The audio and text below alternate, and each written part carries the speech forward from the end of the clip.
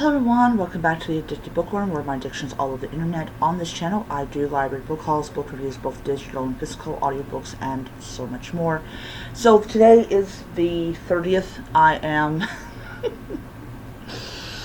Yay, today's the 30th. And I am very happy about that. Very, very happy about that. Alright, so today marks 4 weeks since I started my book buying ban, or as now I call it, the low buy. I call it my low buy journey. One of the, and I'm sorry how my hair looks, I just woke up like 10 minutes ago. Alright, so the last 4 weeks since I decided to no longer buy books was fueled by 2 things. One, I lost my job, and 2, I just have way too many books. And I had come to the conclusion, especially as I started to finish a lot of my ebooks, that if I did buy a book, it had to be a book I had already read. It had to be a book that I enjoyed, that it was something that I could see myself reading over and over again. And it ended up turning into a low buy. So after a week of not really buying any books, I decided to turn it into a low buy. And that's important because when you're trying to basically read all your books, if you're buying a book that you already read, like you get an ebook version of the book, say you check it out from the library, and you really happen to love it. Like, I really happen to love The Stand, so I bought my own copy. This is a book that I had already finished reading, so it automatically went onto my bookshelf of completed books.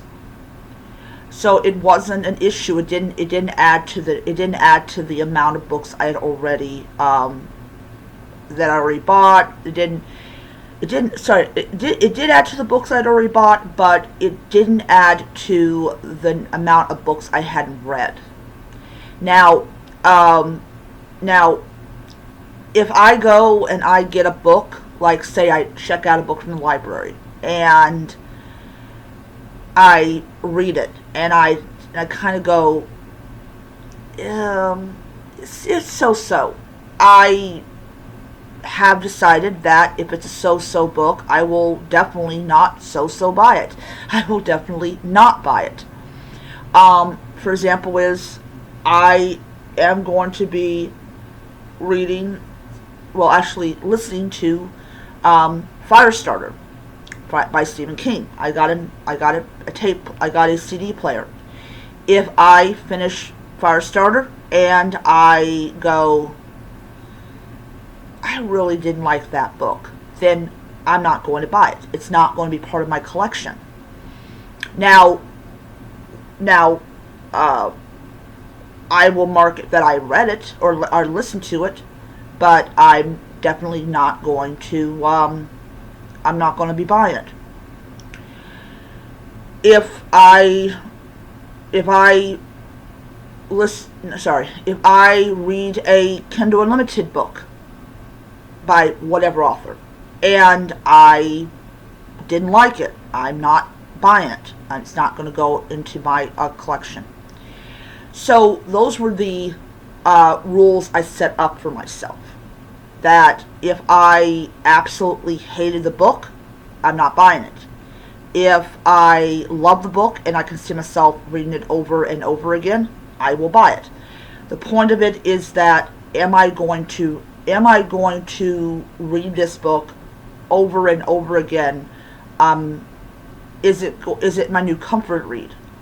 If the answer is no on any of those two questions or whatnot, I'm not going to get it. So not only do I save a ton of money, but I still have read the book. I still have been exposed to the book. But if it's a horrible book, it's not going to be there. And, doing this for 4 weeks and really, really experiencing the difference that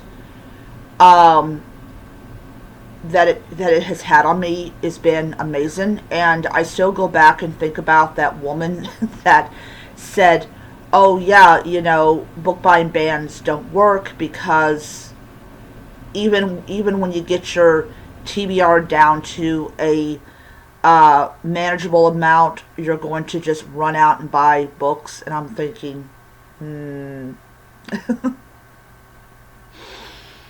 yeah, not this girl, because I know what it's like to, push pennies, like try to rub two pennies together. I know what it's like to do that, and it is not it's not good. It's not good. But you also do learn that money does not grow on trees. That, and also the thing about it is that you're going to be in charge of taking care of a pretty extensive collection. Because the thing about it is that books, they decay.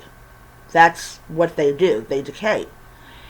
And when you go and you have a collection of books, especially if there's books that you no longer pull out and read, you're going to have to dust it. You're going to have to dust the shelves. You're going to have to check over your books and things like that. So having a library is a very big responsibility, because the more books you acquire, especially if there are books that you absolutely detested and you still keep, you're going to have to check those books. Like for me, every year, like the beginning of the year, I'm going to take each section of books down, and I'm going to inspect the condition of the books, especially books that are much, much older. And yeah, so like dust them. Like I plan on, like, every 6 months I'm going to dust my bookshelves and things like that. But anyways, yeah. So 4 weeks not doing a book buying ban, which turned into a low buy journey, has been amazing. I don't feel the desire or need to go out and buy a shit ton of books. In fact, yesterday I put my application in with Burger King because this is no longer there. And hopefully I will get a call back from them saying, hey, come in for an interview. If I do, and I get the job, then I will have income coming in to get books. But I told my brother I'm mainly going to focus on making sure that things like the utilities are paid, and every once in a while I'll buy a book. But once again, it has to be a book that I thoroughly enjoyed, a book that I can see myself reading over and over again.